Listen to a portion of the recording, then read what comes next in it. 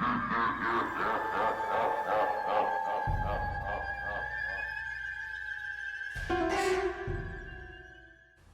what's up and how's it going? My name is Toby, and in today's video I'm going to show you how you can create your own scary augmented reality filters for TikTok in order to scare your friends and family.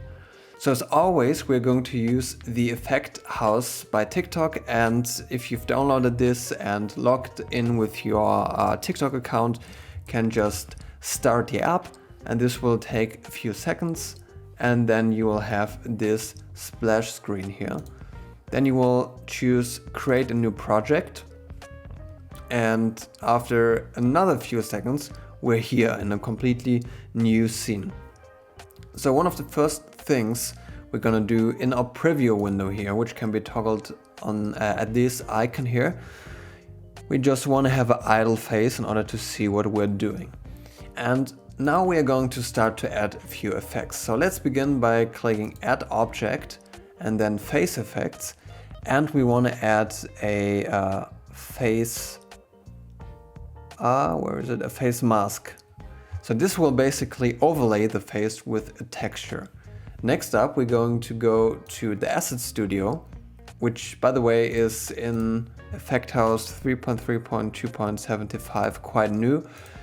This is a place where we can just generate textures. So for example, we can go in here and say we want to have a zombie, and then just maybe click on the settings, take 3 generation steps, as we will get some better results, and also uncheck match face tone, otherwise it will create zombies that have normal skin color, which is not what zombies really do have. So let's go. Alright, so yeah, they already look fine. I think I'm gonna click on this and import it for later, but I'm gonna generate a few more in order to have a selection. Alright, so let's take all of these and then just test out later on. Perfect. So now I got a few textures here on the left in my asset window. The only thing I have to do now is to drag these assets into the texture here. Oh, and they will be overlaid. And this one already looks quite good, I gotta admit. It's not too bad. And we can later on just swap these out and check what looks the most scary. Oh, this one looks quite cool.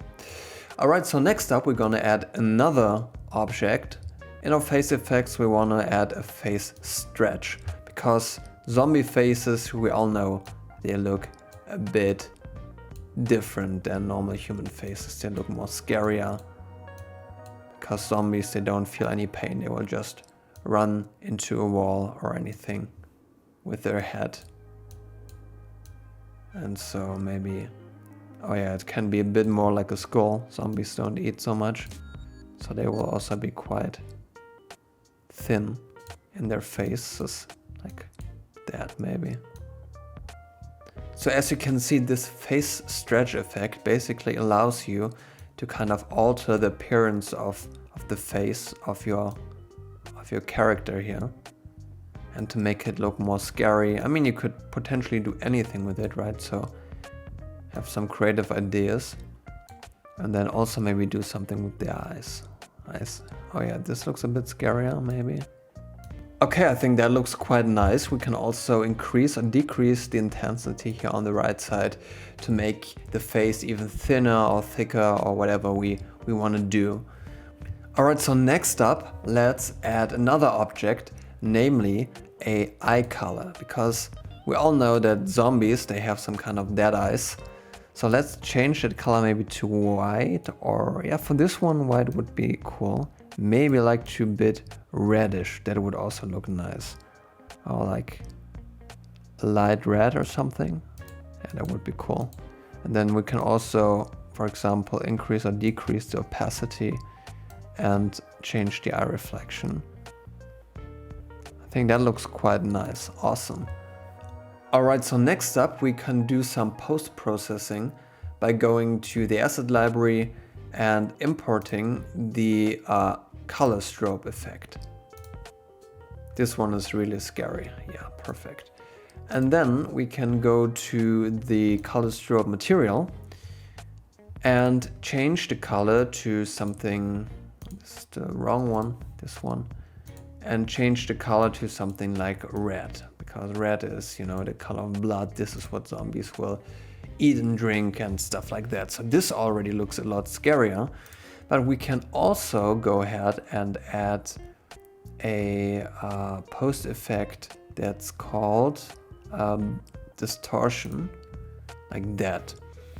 And here we can go and tweak a few settings. For example, we can reduce the frequency and the speed by a little bit, and therefore do a little bit more zoom, like this, and also rotation. So I think this already looks quite nice. Maybe we're gonna do the eye color more reddish, because, well, looks just cooler. Maybe like this, completely red. I mean, you can't see that much though. Alright, so let's add some logic to our scene so we can have this smooth transition from the normal phase to the scary one. So for that, we'll just grab all the objects we added, for example, the face mask, the eye color, and all that stuff. And what we want to do is on the right here, search for something like the opacity, for example. Click on that and then set the opacity. Then we want to make a right click and search for lerp, which stands for linear interpolation, or in other words, just smoothly transition between one and another state, you could say. So then we're gonna say start at 0, stop at 0.9, which is the value for the opacity we chose here, and put that into the value. Then the same thing we're gonna do for the eye color, so choose the eye color opacity here, so can set it, and also the reflection, set this one, and we're gonna do another lerp. So for those here we have the value 1, so we're gonna stop at 1 and just put our result here, so we go from 0 to 1, right? So this is the next one, and then the face stretch intensity can go to intensity and set the intensity.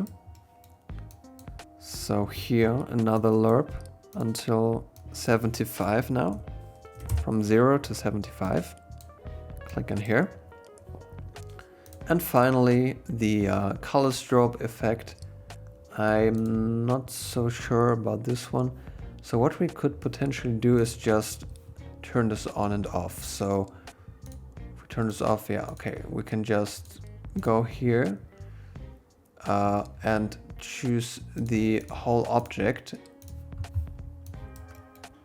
and then we can go ahead and go to utility and set visibility, and then we actually don't need a lerp effect here since we can only toggle between on and off. Finally, we can go to the distort effect, and we could potentially get all these values here, but what's a lot easier then is to go to maybe a post process, get this one, and also the same thing here, utility, and then set enabled. Alright, so now we have all our effects. Okay, so we might want to say that on tab we want to start all of this, so we go to add node and add a screen tab, but it could also be on video record or on something else. So on a screen tab we want to start to lerp between these values. So how are we going to do that? We're going to add a timer,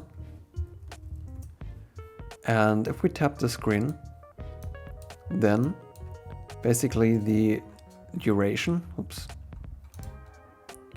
the duration will be 2 seconds, and the progress between basically 0 and 2 seconds will be the steps in between all of these effects.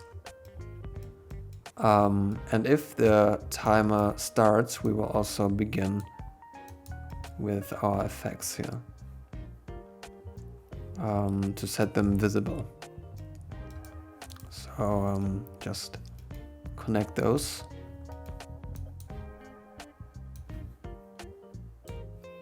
Like this. Okay, perfect. So then we also need to update, because these values will go from somewhere between 0 to 1, 0 to 0.9. But they're of course, as it's lerp, a linear interpolation, they need to have some intermediate steps, and the update method will call these effects basically every frame. So we can put that in here. And as usually those green arrows here, which are the event arrows, they will only go in one of these nodes. You can just say, okay, if you enabled the distortion, also enable the strobe effect, and this will only take a millisecond or so. So if we reset the effect, we can still see that some stuff is happening here, and I wonder why that is, so let's find that out. I think it might be because those effects need to be disabled at the beginning. Yes, they do. And then in the eye color, we will also just set the opacity to 0 at the beginning. And let's see if we now refresh our scene and click. Oh, we can already see things are happening. So we have face mask here going on, eye color. Well, I think there might be some kind of issue here. I see, we don't have a update node here on our eye color. So let's plug that in. And values are set to 1, wasn't 100. Okay, the values are set to 1. So if we reset it now and then click. Yes, so we have the eye color. Now we still need to kind of enable. Okay, I get it, because we did not actually choose that it's enabled and visible. All right, so that's really scary. That's really nice. So what I still wonder though, if we reset it, I think that like some of the distortion effects, they don't really work. So maybe we need to get the whole distort effect. And not only the post process. And then choose it as a component that we wanna set the visibility for. So go back like this. Set the visibility on. And of course here now start seeing we set it off and off. Okay, let's try. Yeah. That's a lot better. And we also got the stroke effect. Alright, so now we're pretty much done and we can just preview it in our TikTok scene, and if we like it, we could submit it or show it to our friends and do whatever we want with that. So while testing, I actually noticed that this rapid transition from the distort effect is not so nice. So I went ahead and pretty much grabbed all of these attributes here.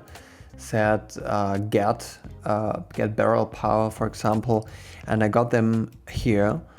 So the barrel power, rotation, zoom, etc. Then I got a lerp for any one of those, setting them to their corresponding stop values, and pretty much then chained them all together while plugging in the update method in the very first event plug here.